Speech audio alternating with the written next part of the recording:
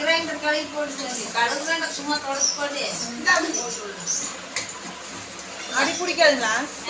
அடி பிடிக்காதா? ஐயா பிடிக்கி வெள்ளம் இல்ல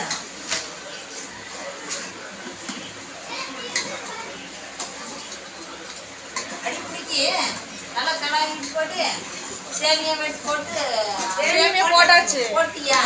சரி அந்த நெய் வெளுக்கி ஊற்றிக்கலாம், நெய் ஊற்றிக்கலாம்.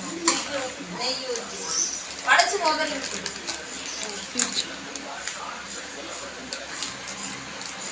ஒரு திரி தண்ணி உள்ள ஊற்றி ஃபஸ்ட் தண்ணியை அப்புறம் செலவு கேட்க உள்ள ஊற்றி பேக் பண்ணி தண்ணியை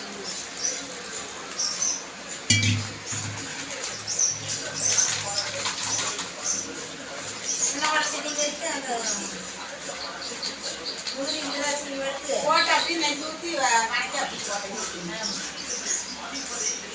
நெய் எவ்வளோ எடுத்த